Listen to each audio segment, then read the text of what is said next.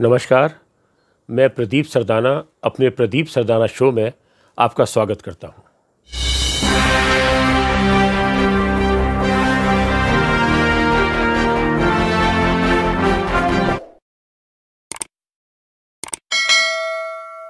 आज हम बातचीत करेंगे भाजपा की सुप्रसिद्ध राजनेत्री मीनाक्षी लेखी से, जो नई दिल्ली की लोकसभा संसदीय क्षेत्र से सांसद तो हैं ही, साथ ही केंद्र में विदेश राज्य मंत्री होने के साथ साथ संस्कृति राज्य मंत्री भी हैं। और इन दिनों G20 सम्मेलन जो दिल्ली में हो रहा है इतने विशाल और भव्य रूप में, उसमें भी उनकी इसी कारण एक अहम भूमिका है। मैंने उनसे G20 को लेकर तो बातें की ही, साथ ही उनके संसदीय क्षेत्र को लेकर भी और उनके मंत्रालयों के कामकाज को लेकर भी। इन सब के साथ मैंने उनसे एक और सवाल पूछा जो मेरे मन में बहुत दिन से आता रहता है, और मेरे अपने पत्रकारिता के लंबे अनुभव के कारण मुझे लगता है कि यदि भाजपा उनको विधानसभा चुनाव में, दिल्ली के विधानसभा चुनाव में अपना मुख्यमंत्री चेहरा बनाकर चुनाव लड़ती है तो वो दिल्ली की मुख्यमंत्री बन सकती हैं। और मुझे लगता है ये बात एक दिन सच होगी, वो दिल्ली की मुख्यमंत्री बनेंगी।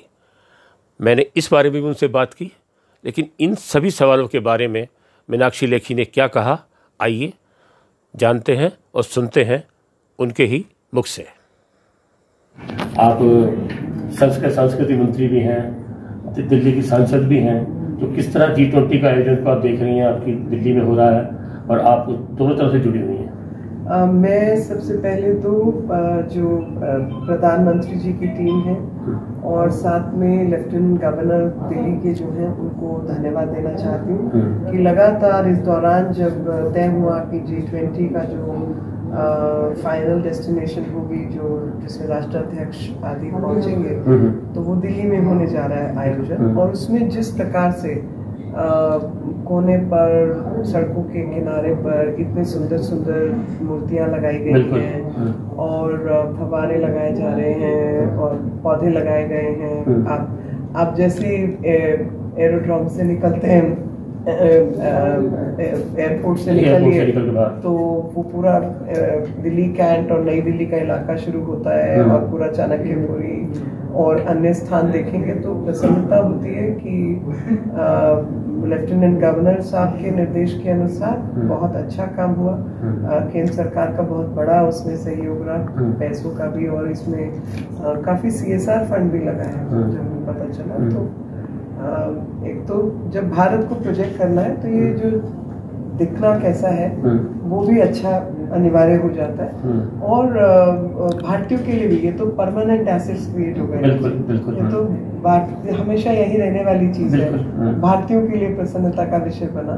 तो मैं इस पूरी टीम को, जिसमें NDMC भी शामिल है और दिल्ली कैंट के भी लोग हैं और खास तौर पे लेफ्टिनेंट गवर्नर जो है वो भी हैं, उन सबको धन्यवाद देना चाहती हूँ। बहुत अच्छा काम किया, क्योंकि कोई भी कार्यक्रम आयोजन करना है और जिसमें हम कहते हैं अतिथि देवो भव, हमारी तो मान्यता है अतिथि देवो भव। तो अतिथि को अगर हम देवताओं के बराबर मानते हैं तो उसको सबसे बेस्ट चीज दिखाना, भारत अच्छा लगे, दिल्ली सुंदर लगे, वो भी उसी का हिस्सा है। तो G20 के उपलक्ष्य में मैं कहूँगी कि ये सब चीजें, जैसे भारत मंडपम है, कंफराज जी की मूर्ति आ रही है, नटराज जी की मूर्ति, जो कि आप जानते होंगे, आपके माध्यम से मैं सबको बताना चाहती हूँ कि चोल राज्य के साम्राज्य के समय पर जो मूर्ति कला थी और जो चोल ब्रॉन्जेस जिसको कहा जाता है, वो बहुत ही उच्च कोटि की कला यहाँ भारत में स्थापत्य उसका था। तो वो ब्रॉन्जेस, यानी उसके साथ जुड़ा हुआ है मेटल की ढलाई, धातु की ढलाई करके इतनी बड़ी बड़ी मूर्तियां बनाना और इतनी सफाई से। तो उसी तकनीक का इस्तेमाल करते हुए दुनिया की सबसे बड़ी मूर्ति जो ढलाई से जो है वो अष्टधातु की अष्टधातु जी की मूर्ति आ रही है। अच्छा। जो कि भारत मंडपम के बाहर लगी। अच्छा, बाहर लगी जी। तो वो तो भारत के एसेट्स है ना। बिल्कुल। तो G20 आया गया, खत्म हुआ, लेकिन ये तो परमानेंट भारत के लिए चीज बनी और वो हमेशा यही रहने वाली है। तो सड़कें बन गई, अंडरपास बन गए। बिल्कुल।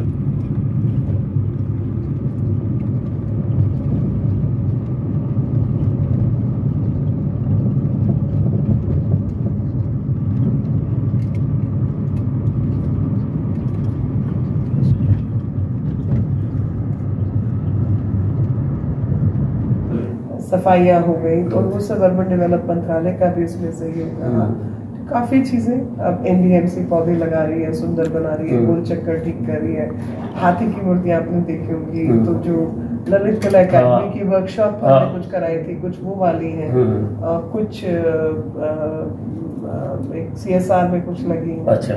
तो काफी काम हुआ। तो मेरे को खुशी है इस बात की कि हम सरकार के माध्यम से ये सब कर पाए और दिल्ली की जनता को इसका लाभ मिला और देश के अन्य क्षेत्रों में जहाँ ये कार्यक्रम हुए, जो एसेट्स क्रिएट हुए वो तो परमानेंट एसेट्स। बिल्कुल, चाहे कश्मीर में हो, चाहे लखनऊ में हो, चाहे भोपाल में हो, पूरे देश में हुए और वो एक पॉजिटिव इम्प्रेशन देश के बारे में दुनिया में जा रहा है। तो पर्यटन ऑटोमेटिक बढ़ेगा। जो लोग अभी 2 दिन के लिए आ रहे हैं, 3 दिन के लिए आ रहे हैं, वो चाहेंगे 2-3 हफ्ते के लिए भारत आना, घूमना, देखना, 2-4 महीने आके रहें और भारत की सभ्यता संस्कृति को समझें, कला को जाने। और जो हमारे कलाकार हैं, वो कोई बहुत अमीर आदमी तो नहीं होते हैं, कलाकार तो कलाकार होता तो अपनी खुशी के लिए काम करता है। तो उनकी जब कला को मान सम्मान मिलता है, उनकी जो तकनीकें जो है वो लोग सीखते हैं, देखते हैं और उनकी चीज़ों को दुनिया में दर्शाया जाता है, उनको थोड़ा आर्थिक लाभ भी मिलता है। तो ये तो सब प्रसन्नता का विषय है। मैं तो देखिए पहले सुनता था, देखता था, रूस तक के बारे में सुनता था कि आपको सिर्फ जो विदेशी लोग आते हैं उनके लिए एक खास जगह ही होती है, वहीं जाएंगे, आगे पीछे कहीं नहीं जाएंगे। यहाँ तो खुली छूट है, आप कहीं भी जाइए और आप खुद देश के कोने कोने में ले जा रहे हैं। नहीं, हमने तो मैं कहूँगी G20 के माध्यम से भारत क्या है ये हम दुनिया को बता रहे हैं। बिल्कुल। और आप अंदाजा लगाइए, और इसके पीछे प्रधानमंत्री जी की सोच थी और उन्होंने हम सबको मतलब लाइन लेके रखा हुआ था।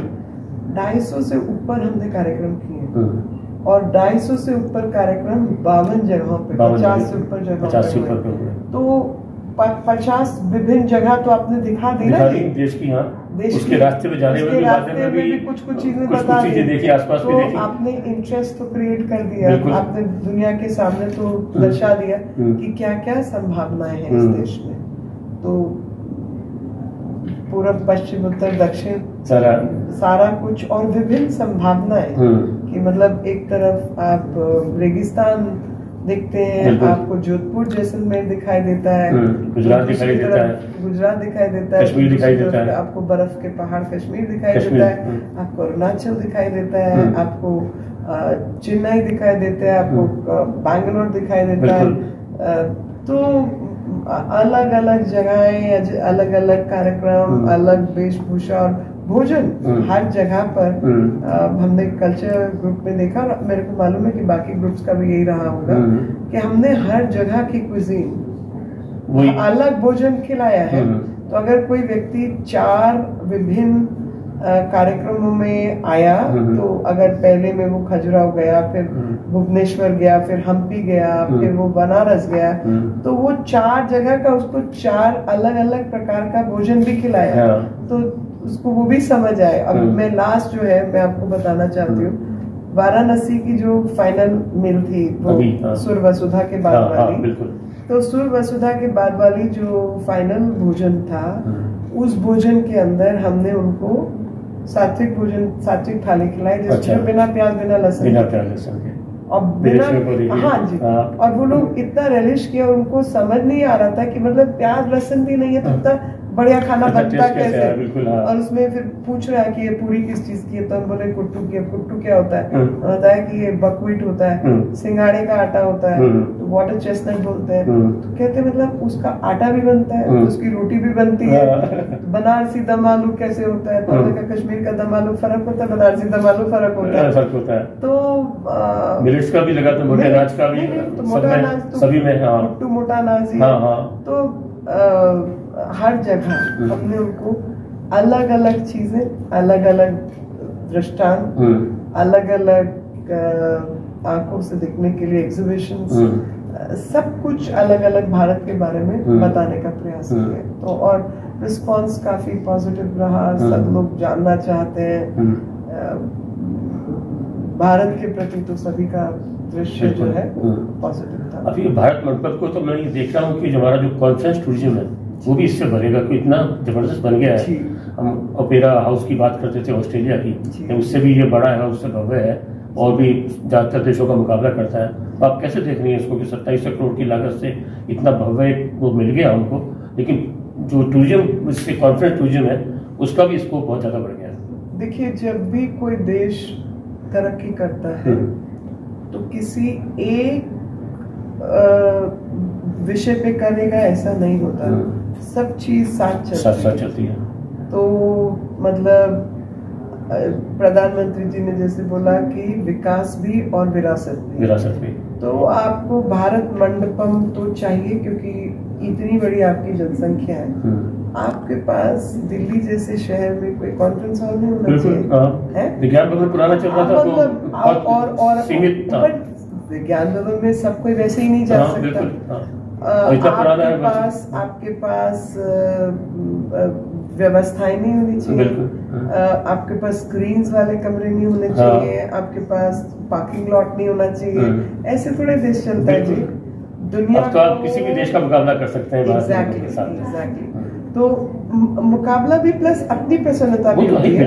आपको बड़ी कॉन्फ्रेंस करनी है, आपको होटल भी चाहिए, गाड़ियां भी चाहिए, सड़कें भी चाहिए, सफाई भी चाहिए, और चंद्रमा पे पहुंचे उसकी भी तैयारी चाहिए, और सबका स्वास्थ्य अच्छा रहे तो आपको वैक्सीन भी चाहिए, आपको दवाई का भी काम करना है, आपको सबके लिए भोजन भी उगाना है, आपका कृषि भी ठीक हो, साथ साथ चले। सोलर के साथ साथ चंद्रयान हुआ तो 2 तारीख को फिर सोलर की भी तैयारी साथ साथ हो गई। जबकि देखिए इतना करीब और कोई होता तो शायद कहता नहीं, पहले एक ही चीज पे फोकस की थी G20 पे, बाकी बाद में कर लेंगे, लेकिन सब चीज साथ साथ चल रही है। देखिए, भारत की क्षमता को बढ़ाना और प्रदर्शित भी करना है।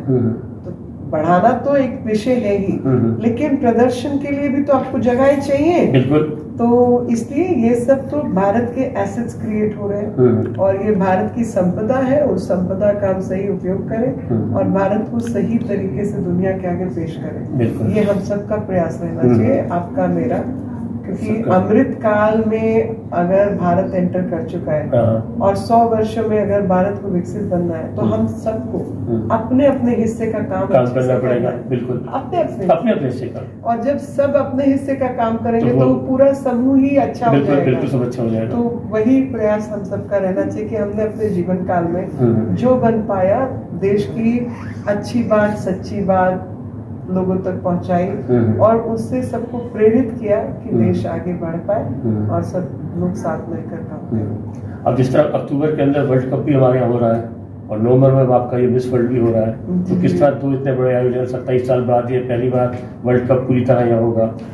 आप देखेंगे कि लगातार भारत में सब कुछ होगा। और मैं आज जब मिस वर्ल्ड का आया प्रपोजल, तो मैं मन में यही सोच रही थी कि अभी तो पूरा देश चांद पर घूम रहा है, हम लोग चांद पे उतरे, लेकिन साथ ही हमने तारों को जमीन पे उतारने की अभी शुरुआत कर दी है, और वो तारे धरती, भारत की धरती पर उतरे, वो मिस वर्ल्ड के माध्यम से हम वो भी प्रयास कर रहे हैं। तो ये नवंबर में होगा मिस वर्ल्ड जो है? अच्छा, अभी डेट और जो जगह दिल्ली में कहाँ होगा वो सब अभी बताएंगे। हाँ। इसमें अभी जो है 30 लड़के हैं, किस तरह जो इनका कंपटीशन का फॉर्मेट होता है। अच्छा। मैं तो खाली अभी जो इनका मैनेजमेंट वाली टीम है उसी से मेरी बात हुई है। अच्छा। तो मेरा तो खाली वो ब्रांड इंडिया की बात रहती है मन में, और एक प्रयास रहता है कि भारत अच्छे से ब्रांड हो और भारत के विषय में सबको जानकारी प्राप्त हो।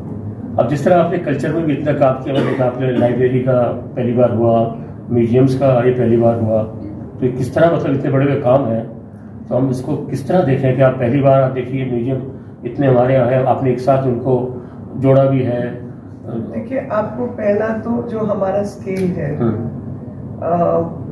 वो सबको जानकारी नहीं है, और देशों के अंदर हमारी चीजें वहाँ गई है, उनकी लाइब्रेरीज में हमारी किताबें हैं या हमारे बारे में किताबें हैं, दोनों बातें। जो अनफॉर्चुनेट पार्ट रहा, जो दुख का हिस्सा रहा, वो ये रहा कि हमने अपनी जो विरासत थी, जो धरोहर थी, बहुत संभाल नहीं पाए। कारण जो भी रहे हो, कारण के बिना कई कारण कह सकते हैं, कई वजह हो सकती हैं, लेकिन अगर देश को आगे बढ़ना है तो ये विचार जब तक सबके मन में अपनी विरासत को बचाना है, संभालना है, काम करना है, भारत पर गौरवान्वित होना है, तो वो गौरव कहाँ से आएगा? बिना विरासत को संभाले तो नहीं आ सकता। तो अपनी विरासत को संभालने के लिए हम प्रयासरत रहे, तो ये सब उसी के काम, उसी के हिस्से का काम है। और उस विरासत में लाइब्रेरीज, मतलब ऐसा थोड़े है कि प्रिंटिंग प्रेस से पहले किताबें नहीं होती थी, प्रिंटिंग प्रेस बाद में आई, लेकिन किताबें तो पहले थी। बिल्कुल, हाँ। तो हमारी पोथियां होती थी, बिल्कुल, हाथ का बना कागज भी होता था। हम लोग बार्च ट्री, वो जो पेड़ की छाल है, भोजपत्र पर लिखते थे, बाग पे लिखते थे, सिल्क के कपड़े पे लिखते थे, कॉटन के कपड़े पे लिखते थे, रोल्स बनाते थे, पाम लीफ राइटिंग होती थी, स्केलेट से लिखते थे। रामायण भारत भी हमारे देखिए, रामायण महाभारत भी देखिए पहले लिखे गए प्रिंटिंग प्रेस से पहले पत्थर पे लिखते थे, पत्थर पे यहाँ तक कि कॉपर की प्लेट्स पे लिखते थे। हम कॉपर की प्लेट्स पे भी लिखते थे। और कुछ स्थान तो ऐसे हैं भारत में, कभी और बताऊंगे इस विषय में, जिनके ऊपर आक्रमण हुआ, वो तो किसी पे आक्रमण करते नहीं थे, तो बड़े स्किल्ड लोग थे, अपना खड्डी वड्डी चला के बहुत सुंदर सुंदर कपड़ा आदि धोते थे, ज्वेलरी बहुत सुंदर बनाते थे, तो उन पे आक्रमण हो गया ना, वहां पे उनके पास कोई धातु थी और ना ही उन्होंने कभी किसी को मारा काटा था, तो फिर क्या ही करें। तो जितनी उनका इतिहास था वो कॉपर प्लेट्स पे लिखा हुआ था। अच्छा। इन्होंने, क्योंकि इनको हथियार चाहिए था, तलवार, छुरी, ये वो सारी कॉपर प्लेट्स को पिघला के अपने हथियार बनाए। अच्छा। आप सोच सकते हैं, ये भी भारत का इतिहास है। वो अपने आप में संपन्न थे, प्रसन्न थे, किसी को मारना काटना नहीं, अपने काम में मस्त। तो तलवार ही नहीं रखी हुई थी। तो अब हम क्या ही करें, हमारे देश का तो इतिहास भी ऐसा है। तो खैर, अपने इतिहास से कुछ सीखने जैसी चीजें होती हैं, और ये सीखने वाली बात है कि जब भी गुलाब का फूल होगा तो कांटे तो चाहिए, और बिना कांटों के तो गुलाब नहीं बचेगा। तो इसलिए आपको डिफेंस पे भी काम करना है, आपको टेक्निक पे भी काम करना है, आपको अपनी विरासत को भी जीवित रखना है। और उस विरासत के हिस्से में लाइब्रेरीज, म्यूजियम्स, एग्जीबिशंस, लोगों में ये समझ कि दीवारें गंदी नहीं करनी होती, तोड़ना नहीं होता, चोरी नहीं करना होता, जो भारत की एंटिक्विटीज हैं उनको स्मगलिंग नहीं करने देना, तो ये सब जानकारी। और भी ऐसा बड़ा प्रोजेक्ट है जो लाइब्रेरी या म्यूजियम के बाद कुछ लगातार है। अच्छा। अभी मैं बताना नहीं चाहती। अच्छा। 12 तारीख का एक बड़ा प्रोजेक्ट हम कर रहे हैं अभी जो अच्छा में लॉन्च होगा। अच्छा। तो वो हमारी पुरानी तकनीक है जिसपे नेवी के साथ हम मिलकर काम कर। अच्छा। हमारी चीजें भी देखिए, पहले बाहर जाती नहीं बेशकीमती, अब सारी लौट रही हैं एक एक करके। जी, मतलब वो भी एक खुशी की बात है कि अभी जैसे G20 में हमारा एक जो पहला मुद्दा था वो ये था कि जो चीजें देश के बाहर गई हैं, चाहे चोरी से, गैर कानूनी, गैर नियमित ढंग से, या जैसे भी गई हैं, वो अपने स्थान पर लौटे। और वो हमारा पहला एजेंडा था कल्चर वर्किंग ग्रुप का, कि वो, क्योंकि दूसरे देशों में उसका डिस्कनेक्ट है, उसकी सभ्यता और उसकी जो सांस्कृतिक वैल्यू है वो सबको समझ नहीं आ रही कि उनको नहीं मतलब किसी के लिए वो पत्थर की मूर्ति है, स्टैचू अंग्रेजी में, लेकिन दूसरे के लिए वो देवी है, वो भगवान है। तो दोनों भावनाओं में अंतर रहना चाहिए। तो जिसके मन में वो देवी का भाव है, देवता का भाव है, भगवान का भाव है, उसको ही मिलनी चाहिए। बिल्कुल।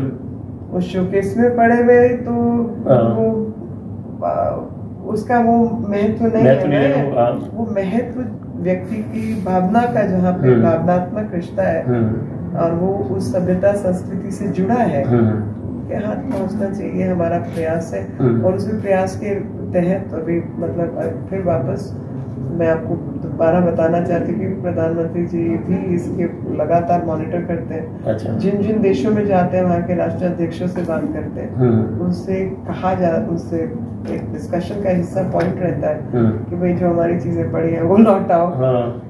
और कहीं कोर्ट में केस चल रहे होते हैं, कहीं कुछ और रहता है। तो नतीजा आप देखिए कि 2014 से पहले मात्र 13 वस्तुएं वापस आई थी।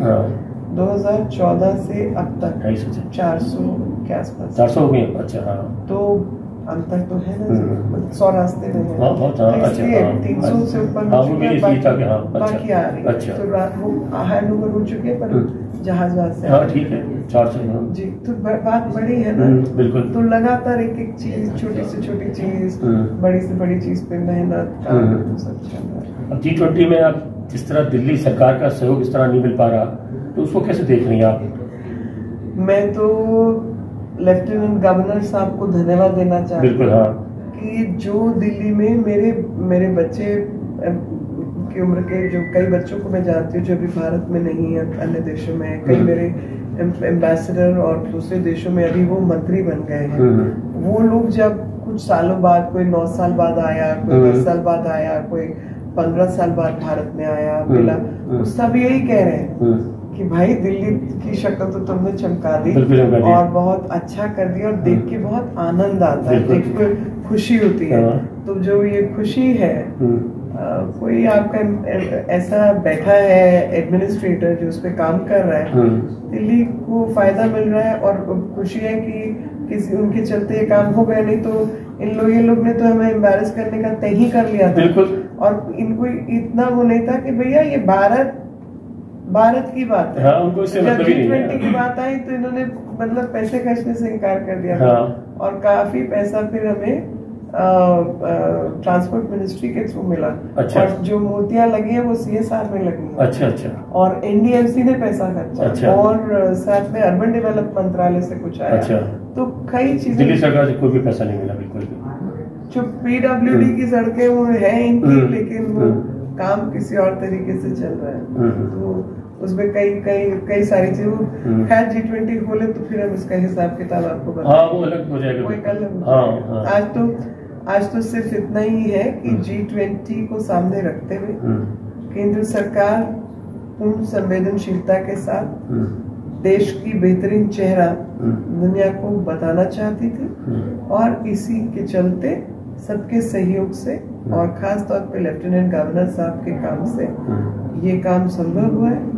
इसमें रेलवेज ने काम किया, इसमें मिलिट्री ने काम किया, इसमें पुलिस ने काम किया, इसमें NDMC ने काम किया, इसमें दिल्ली कंटोनमेंट में काम किया, इसमें MCD में अफसरों का काम था, इसमें PWD के लोगों का काम था। मगर आप सब जानते हैं कि PWD मंत्री ने क्या किया, और अभी जल बोर्ड ने क्या किया, वो सब बातें मैं G20 के बाद बात करूंगी। अब आप अपने जैसे 5 साल होने जा रहे हैं, चुनाव भी आने वाले हैं, अपने जो नई दिल्ली क्षेत्र की सबसे बड़ी उपलब्धि कौन सी मानती हैं आप? 2-4 जो काम तो बहुत सारे हुए, ये सबसे बड़ी मानती हैं कि ये मेरे कार्यकाल में इस वाले में इतने जो बड़ी चीज बोल सकते हैं आप? 2-3 कुछ। बहुत कुछ बता सकते हैं, क्योंकि क्या होता है, बड़ा क्या है और छोटा क्या है। मतलब एक बड़ा पार्क है, सालों से लोग उसको इस्तेमाल कर रहे हैं, कई 100 लोग, कई 1000 लोग उसे रोज जाते हैं वहाँ पे। वहाँ शौचालय नहीं है और वो दीवारें गंदी करते हैं। तो आप बताइए, अगर वहाँ शौचालय बन जाता है पुरुष महिला का, वो उपलब्धि है या नहीं? बिल्कुल। छोटा काम है, नहीं बिल्कुल छोटा काम है, लेकिन क्या है, तो आपने ऐसे बहुत काम किए हैं, मैं देख ही रहा हूँ, इतना बड़ा क्षेत्र है आपका नई दिल्ली। मैं आपको कुछ चीजें खास तौर पे बताना चाहती हूँ, क्योंकि मुझे बहुत अंदर से घिन आती थी, और घिन और दुख दोनों, कि भाई क्या ही चल रहा है देश में। मैं सुबह कई बार 5 बजे 6 बजे फ्लाइट के लिए निकलना है, घर से निकले आरकेपुरम एकता कैंप की तरफ से गाड़ी जाती थी, क्योंकि सुबह वो जगह बिना रेड लाइट के थोड़ा निकाल लेते।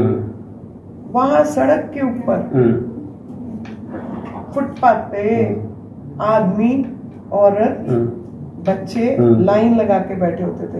नई दिल्ली के अंदर, नई दिल्ली, एक तरफ सोमविहार, एक तरफ एकता कुंज, और सामने ये, और उस मेन रोड से आपकी गाड़ी जा रही है।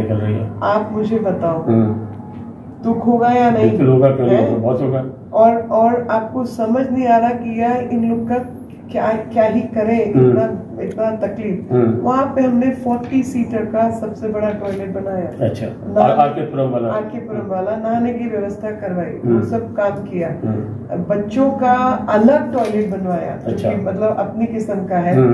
अच्छा, तो छोटा काम है ये, बात ऐसा आपने कोई कुतुब मीनार तो नहीं बना, नहीं, लेकिन फिर भी इम्पैक्ट कितना बड़ा है उसका। जरूरत तो क्षेत्र की जरूरत है, तो आपने किया। अब एक फुट ओवर ब्रिज की जरूरत है पटेल नगर में। अच्छा, आज से नहीं, बहुत पहले से, 40-50 वही रास्ता 27 से 29 व्यक्ति सालाना कटते थे उस सड़क के ऊपर। अच्छा, रेलवे क्रॉसिंग, क्योंकि वो आते जाते वहां से निकलेंगे और उसमें मारे जाएंगे। वहां पे हमने रैंप वाला फुट ओवर ब्रिज का काम करवा दिया। अच्छा, कोई इसको तोपची नहीं मानती, लेकिन 27 से 29 लोगों का अगर सालाना कटना बंद हो गया तो ये इम्पैक्टफुल है यार। बहुत बड़ा, इतने लोगों का जीवन बच रहा है और सुविधा भी मिल गई, और अन्य लोगों को भी। अगर एक क्षेत्र के अंदर लोग बैठे हैं और उनके पास कम्युनिटी सेंटर नहीं है, और उस जगह पे कूड़ेदान बनाया हुआ है, हमने कूड़ा साफ करा के कम्युनिटी सेंटर बना दिया, और उस ऐसे कंजेस्टेड एरिया के अंदर बैठने उठने की एयर कंडीशन कोई बढ़िया जगह लगा दी, मतलब 2.5-3 करोड़ का काम है। कोई ये नहीं कह सकते आपने 300 करोड़ का काम करा है, लेकिन उसका इम्पैक्ट लोगों पे पड़ा या नहीं? बिल्कुल पड़ा। तो ऐसे हमने बहुत काम किए हैं, और कुछ पाइपलाइन में भी है, जहाँ पर लोगों की जिंदगी पर, उस इलाके के लोगों की मांग पर, वहाँ रहने वाले लोगों की रिहाइश पर फर्क पड़े, ऐसे काम किए। मतलब छोटी बात, लाइट लगानी है, वो खंबा मांग रहे हैं कि मुझे लाइट चाहिए, आपको नया लाइट क्या चीज होती है?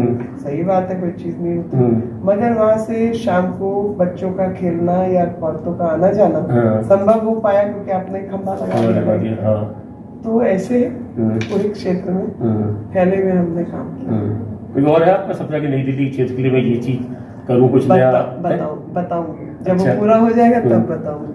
या दिल्ली के मुख्यमंत्री बनने की बात करेंगे? नहीं, मुख्यमंत्री मुझे बिल्कुल नहीं बनना। नहीं, बताओ बनेगी, मैं आपको लिख के दे देता हूँ कागज पे। नहीं भाई साहब, कोई शौक नहीं। मैं आपको भी लिख के दे देता हूँ। नहीं।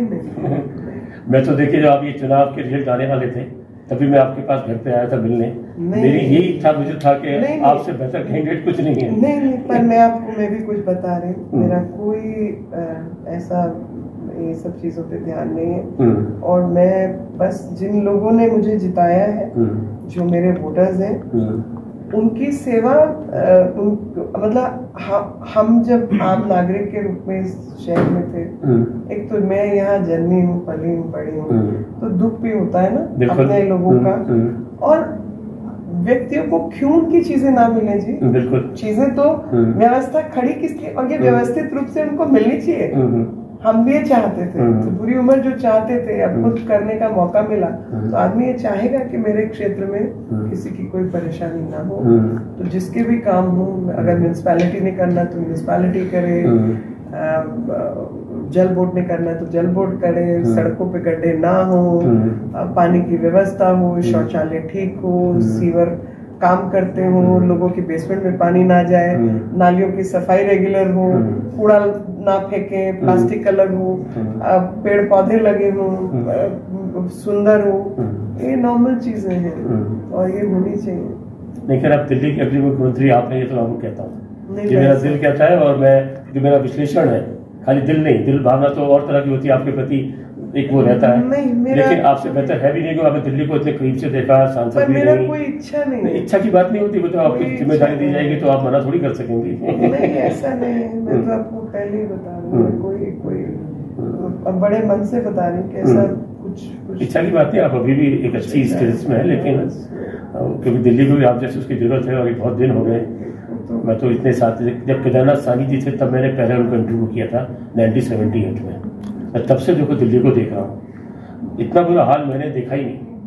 मैं शीला दीक्षित भी रही, वो भी इतनी अच्छी थी, मैं उनको भी बहुत पसंद करता था। मैं ये नहीं कि पार्टी की बात हो रही है, उनको बहुत पसंद करता था। नहीं, मैंने ये बात, उन्होंने बहुत काम किया, ये बात मैंने अपने कहीं पे मैंने बोली है।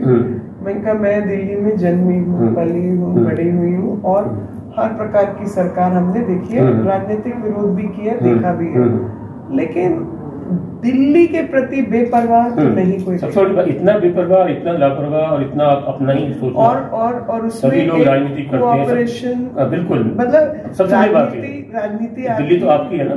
हाँ, राजनीति आपकी शुरू होती है 4.5 साल बाद। हाँ बिल्कुल, हाँ 6 महीना चुनाव का तो राजनीति चालू कर देते हैं, और बल्कि उसमें और ज्यादा समझदार हो तो 2 महीना 3 महीना करते हैं। बिल्कुल, हाँ। जब डिक्लेरेशन हो गई तो उसके बाद से राजनीति, तूने ये नहीं किया, तूने वो नहीं किया, वो 1 महीना 2 महीना लड़ाई झगड़ा करते हैं। जिस दिन चुनाव हो गया, जो जीत के आ गया उसके साथ सब खड़े हो जाते हैं और लगातार कि बहन जी ये काम होना चाहिए, भाई साहब ये काम होना चाहिए, काम पे लग जाते हैं। अच्छा क्यों नहीं हुआ, क्या नहीं हुआ, ये नॉर्मल है, पता नहीं क्या ही मतलब।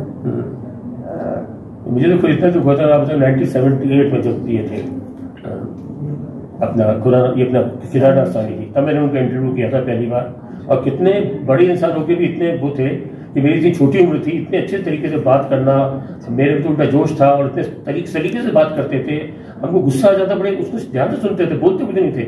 आज तो आपको सवाल नहीं पूछ सकते, ये स्थिति हो गई है। और इतने बड़े नेता और इतने जो काम किया शांति के साथ, सारा उनके टाइम में दिल्ली की सारी पुनर्वास कॉलोनियां बनी, सब कुछ हुआ। 35 मुझे याद है, आप जो पुनर्वास कॉलोनी की बात कर रहे हैं, मेरे फादर इन लॉ उस टाइम इमरजेंसी में 19 महीने जेल वेल में थे, तो एक पूरा ग्रुप एक साथ थे, फिर सोशलिस्ट और जनता पार्टी और गुजर रहा, तो अर्जुन नगर, कोटला, इन सबको बचाने वाले वो व्यक्ति थे,